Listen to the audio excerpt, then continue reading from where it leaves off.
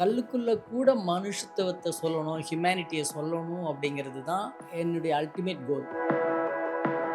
எனக்கு ட்ரீம் ப்ராஜெக்டாக இருந்தது இந்த நூறு சாமி படம் தான். அதை நம்ம பண்ணிட்டேன். இது என்னுடைய ட்ரீம் ப்ராஜெக்ட். பூவை விட மேலான படம் எதுன்னா நூறு சாமி. அப்பர் மிடில் கிளாஸு, பணக்காரன் இவங்களுடைய கதையை தான் அதிகமாக சொல்லப்பட்டிருக்குமே தவிர சாதாரண மனிதர்களுடைய கதையை வந்து ரொம்ப ரேராக, ரொம்ப கம்மியாக தான் சொல்லப்பட்டிருக்கும். ஸோ நான் இவங்க சைடில் தான் நிற்க விரும்புகிறேன். இந்த சிலருக்குள்ள அந்த சீனியாரிட்டி ஒரு விஷயம் இருக்குது, அது உங்ககிட்ட அந்த இல்லையா? என்ன சீனியாரிட்டி? சினிமாவுக்கு முன்னாடி எல்லாம் பச்சாங்க, எல்லாருமே பச்சா. என்ன சீனியாரிட்டி? நான் இவ்வளோ தூரம் வந்ததுக்கும் நான் தான் காரணம், இவ்வளோ தூரம் மட்டுமே வந்ததுக்கும் நான் தான் காரணம்.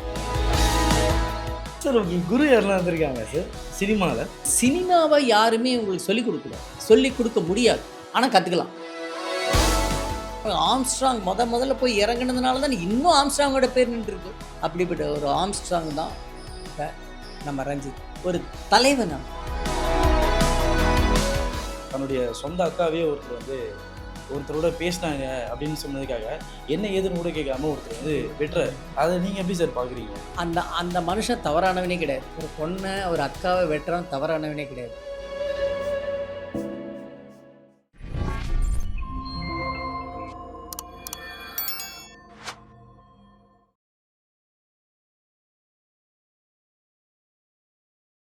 ப்ரோவோக் டிவி நேயர்கள் எல்லோருக்கும் அன்பான வணக்கங்கள். ஸோ இன்னைக்கு நம்ம யாருக்குள்ள இணைஞ்சிருக்குன்னு பார்த்தீங்கன்னா, ஒரு மனிதர் தமிழ் சினிமாவில் 28 வருஷம் மேலாக அவர் தமிழ் சினிமாவில் இருக்கார். கிட்டத்தட்ட அவருடைய படம் 100 சாமின்னு ஒரு படம் வந்திருக்கு.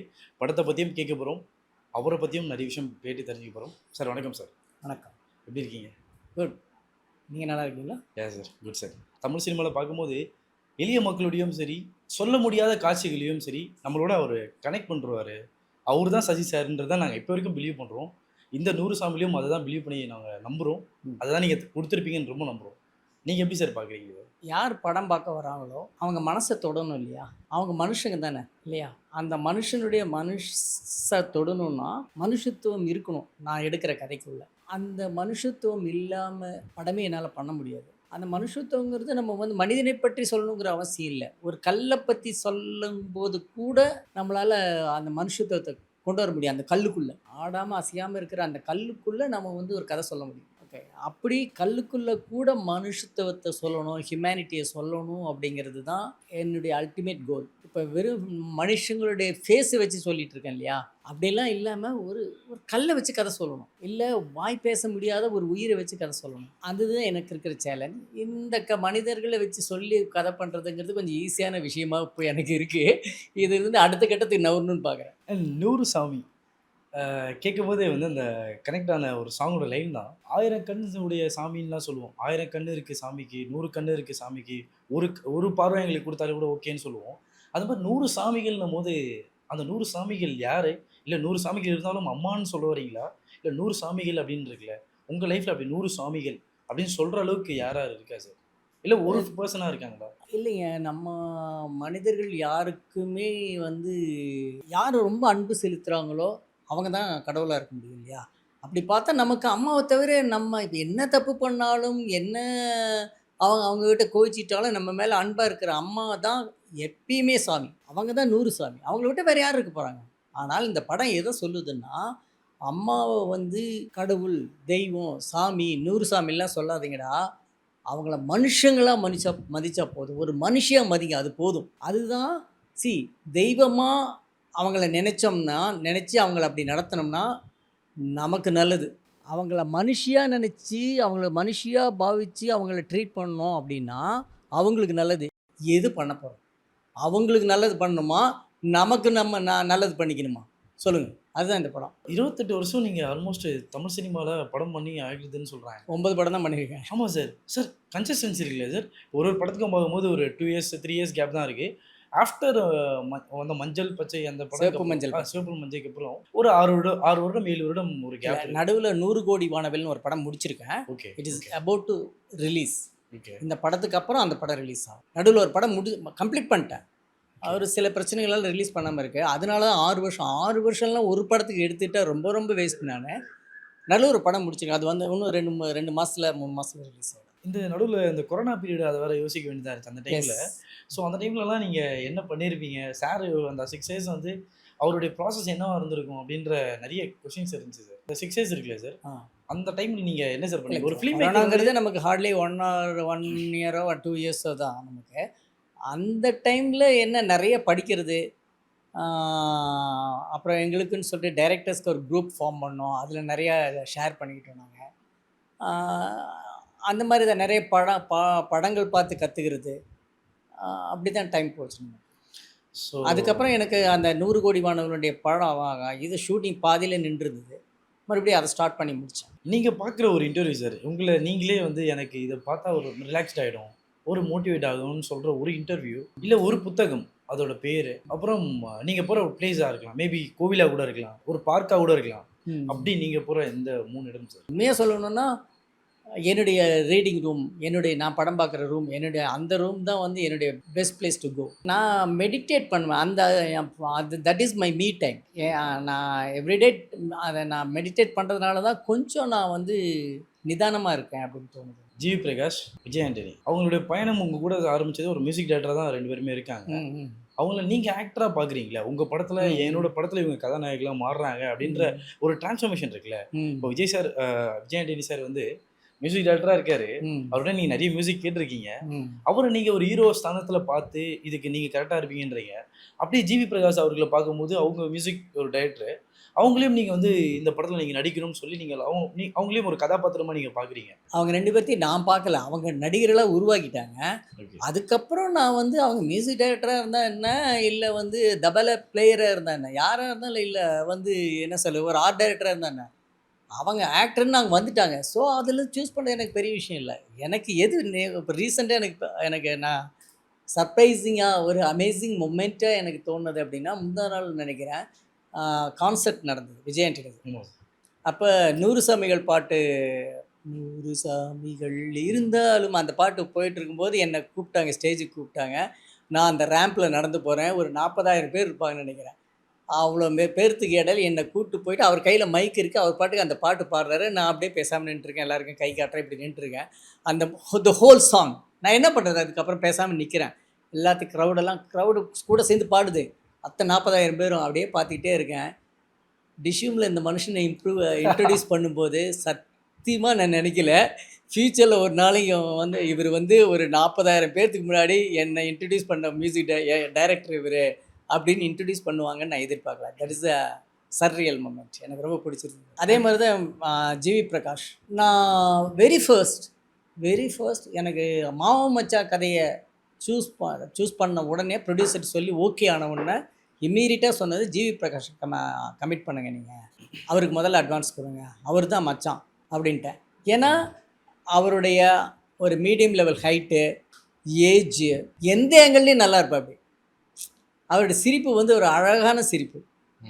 ஜிவி பிரகாஷ் இப்படி எல்லா விதத்துலையும் எனக்கு ரொம்ப பிடிச்சிருந்ததுனால ஃபஸ்ட்டு எனக்கு தம்பி கேரக்டருக்கு இவர் பண்ணுங்க அப்படின்னு சொல்லிட்டாங்க. ஸோ அதுக்கப்புறம் நடிப்பு வேலை வாங்குறதெல்லாம் நம்ம கையில் இருக்குது, டைரக்டர் கையில் இருக்குது. ஸோ அப்படி எனக்கு 2 பேரும் ரொம்ப ரொம்ப பிடிச்ச மியூசிக் டைரக்டர்ஸ் ஆக்டராகவும். நீங்கள் 100 சாமி படம் பார்த்தீங்கன்னு வச்சுக்கோங்களேன், நீங்கள் வெளியே வரப்போ ஒரு 5 பாயிண்ட் பற்றி நீங்கள் இது நல்லா இருந்ததில்ல, அது நல்லா இருந்ததில்லன்னு பேசுனீங்க அப்படின்னா மினிமம் 5 பாயிண்ட்டு.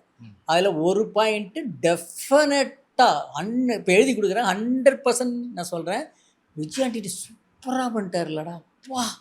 ஆனால் செகண்ட் ஹாஃபில் தான் வராரு அவர். ஆனால் உங்கள் மனசை அப்படியே தூக்கிட்டு போயிடுறாரு. ஓகே. பாருங்கள், நீங்கள் படம் பாருங்க. கண்டிப்பாக சார். சார் உங்கள் படங்களில் வர காட்சி வந்து ரியாலிட்டியாக நிறைய விஷயம் நடக்குது சார். டிமானிட்டேஷன்லேருந்து சொல்லலாம். அங்கே ஸ்டார்ட் ஆன விஷயம் நீங்கள் படத்தில் சொன்ன விஷயம் ரியலாக நடந்துச்சு. நிறைய சீன்ஸை சொல்லலாம். பிச்சைக்காரன்லேயே நிறைய சீன்ஸ் இருக்குது. அந்த சீன்ஸ்லாம் வந்து ரியாலிட்டியாக நடக்கிறது. ஃப்யூச்சரில் அதெல்லாம் ப்ரெடிக்ட் பண்ணுற அளவுக்கு மீம் பேஜாலாம் மாறுது இப்போது. நீங்கள் அதை நிறைய பார்த்துருக்கலாம். அப்படி வந்து நீங்கள் நினைக்கும் போது, நீங்கள் எடுக்கும் போது சில காட்சிகளை பார்த்துருப்பீங்களே. வடிவேல் அவர் டயலாக் எல்லாம் பேசும்போது நினைச்சிருப்பாரு அதெல்லாம். அதே மாதிரி இன்சிடென்டல் தாங்க அது. இதெல்லாம் ஒரு விஷயமே இல்லை, அது அமைஞ்சிருச்சு அவ்வளோதான். நத்திங். அதுக்கு மேலெல்லாம் நம்ம சொல்கிறதுக்கு பேசுகிறதுக்கு ஒன்றுமே கிடையாது. அதே மாதிரி சாங்ஸும் பார்த்தோம் சார். சாங்ஸும் வந்து உங்கள் படங்களில் இப்போ வரைக்கும் ஸ்பெசிஃபிக்காக சொல்லணும்னா இந்த 100 சாமிலையும் வந்து ஒரு பாட்டு பார்த்தோம்.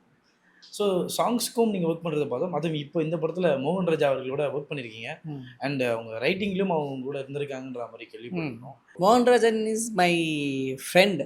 ஓகே. எல்லா கதையும் முதல்ல அவர்கிட்ட சொல்லுவேன். அவர் அவர் வந்து ரொம்ப என்ன சொல்கிறது, லிரிசிஸ்ட் அப்படிங்கிறத விட ரைட்டர்னு சொல்லலாம். இந்த படத்தில் அவர் ரைட்டராகவும் உங்க கூட இருந்திருக்க மாதிரி பார்த்துருக்கோம். ரைட்டராக இல்லை, ஓகே.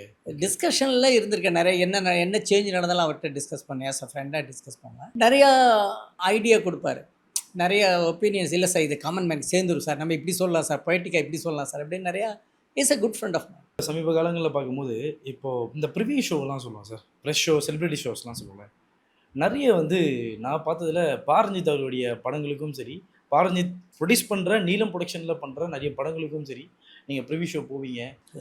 பாரஞ்சித்தோட ஏடிஸ் எல்லாரையும் நீங்கள் அப்ரிசியேஷன் பண்ணியிருக்கீங்க. ஒரு படங்களுக்கும் நான் பார்ப்போம் ப்ரிவியூ ஷோவில் சசி சார் என்ன பேச போகிறாரு அப்படின்றத பார்ப்போம். அதை நீங்கள் அவ்வளோ ப்ரைஸ் பண்ணுவீங்க சார். இந்த நியூ கமர்ஸை வந்து அவ்வளோ ப்ரைஸ் பண்ணி புகழ்ந்து பேசுகிறதுலாம் நிறைய பார்த்துருக்கோம். ஸோ அதே மாதிரி உங்களோட ப்ரிவியூக்கும் இந்த சம்மந்தப்பட்டவங்க எல்லாருமே வந்திருந்தாங்க. வெற்றிமாறன் அவர்கள், பாரஞ்சித் அவர்கள், அப்புறம் கிட்டத்தட்ட ஏஆர் முருகதாஸ் அவர்கள் எல்லாருமே வந்திருந்தாங்க. இது actually it is not give and take policy. அதனால அவங்க வரல. டுவர்ட்ஸ் யூ அந்த அளவு இருக்குல்ல. எனக்கு ரஞ்சித் பற்றி சொல்லணும் அப்படின்னா, பயனீர் அப்படின்னு சொல்லுவாங்க. ஃபஸ்ட்டு ஒரு விஷயத்தை பண்ணுறவங்க, இல்லைன்னா முன்னத்தி ஏறுன்னு சொல்லுவாங்க. முதல் இது இல்லையா, ஓட்டுறோம் இல்லையா, அந்த ஏர் ஒரு வேவை உருவாகும். ஆமாம், ஒரு ட்ரெண்ட் செட்டர்ந்து கூட யூஸ்வலான ஒரு வேர்டு. அது ட்ரெண்ட் செட்டர் கூட இல்லை, அதுக்கு மேலே ஒரு ரிஃபார்மர், ஒரு தலைவன். ஏன்னா ஒரு டோர் ஓப்பன் பண்ணுறது இருக்குல்ல, யாருமே பேச தயங்க.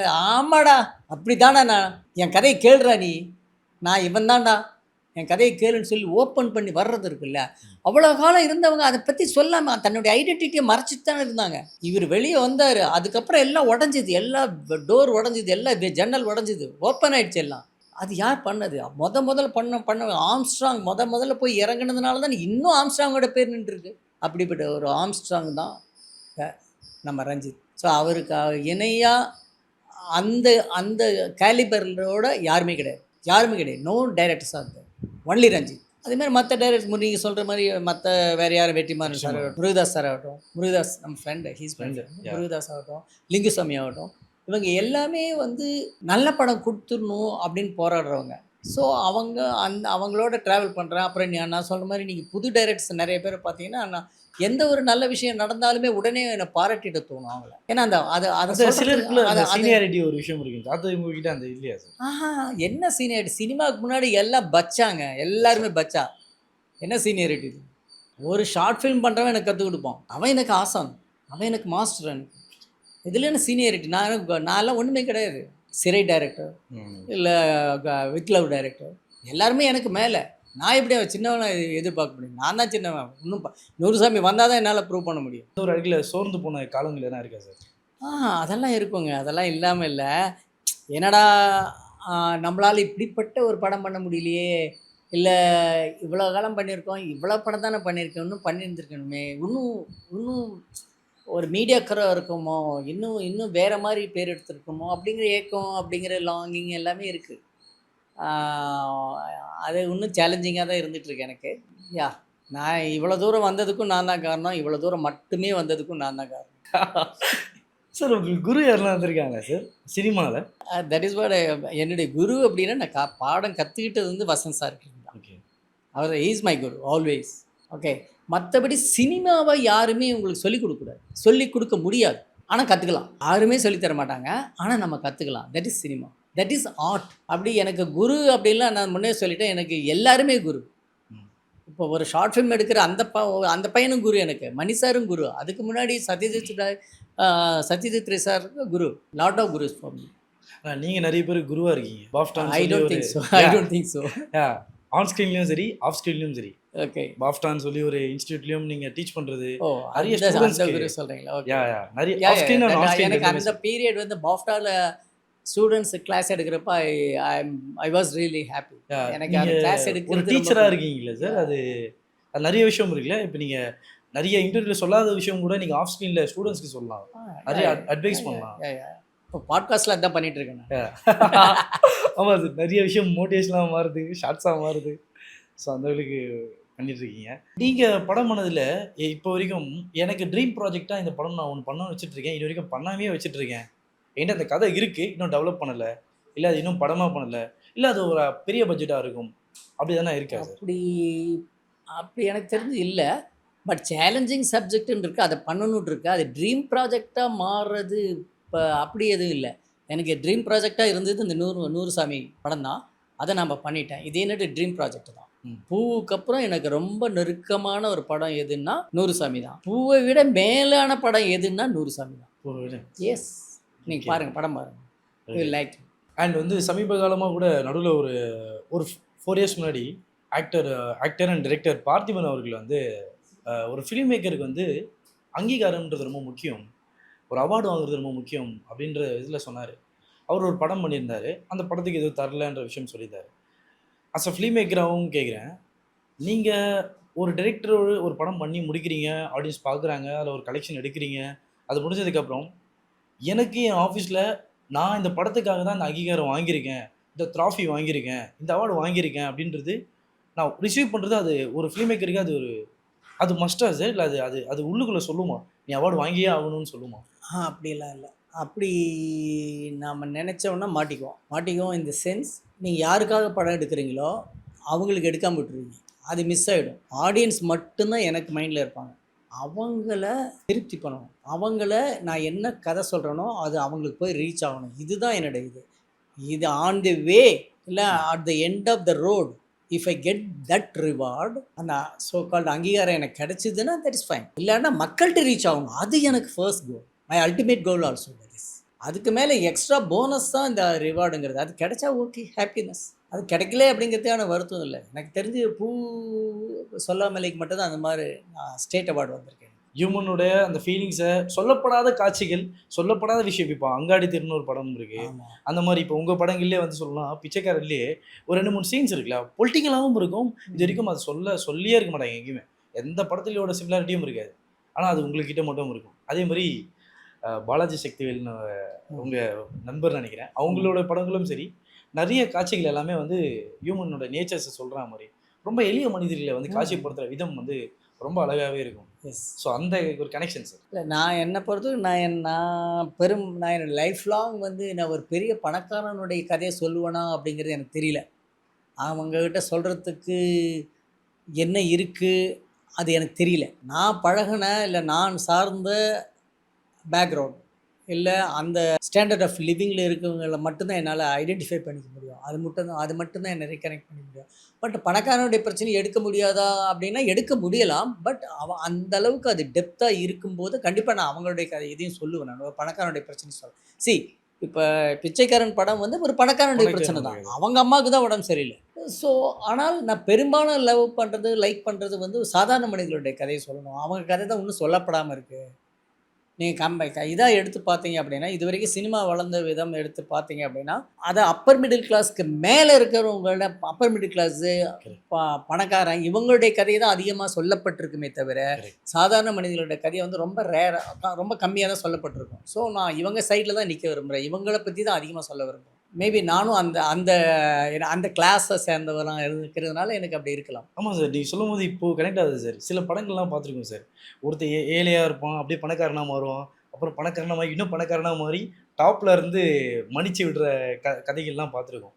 ஆனால் நீங்கள் சொன்னது வந்து மேலே இருக்கான், ஆனால் நீ வந்து ஒரு விஷயம் வேணும்னா, ஒரு தாய்க்கோ இல்லை ஒன்று சம்மந்தப்பட்ட எதனா வேணும்னா நீ கீழே இறங்கி தான் வரணும் அப்படின்ற ஒரு அந்த காட்சியோட அந்த வேவ் இருக்குல்ல சார், அதுவே பிளாஸ்ட் சார். அது இப்போதான் வச்சு ரியலைஸ் பண்ணுறது சார், இதுவே பயங்கரமாக இருக்கே அப்படின்ற ஒரு விஷயம். யாரை கவனிக்கணும்னா, ஆதரவு இல்லாமல் இருக்காங்க பார்த்தீங்களா, புறக்கணிக்கப்பட்டிருக்காங்க பார்த்தீங்களா, சாதாரண மனிதர்கள் பார்த்தீங்களா, அவங்களத்தான் நாம் கவனிக்கணும், அவங்கள தான் சப்போர்ட் பண்ணணும், அவங்கள மேலே கொண்டு வரதுக்கு என்ன பண்ணணுமோ அதை பண்ணணும்.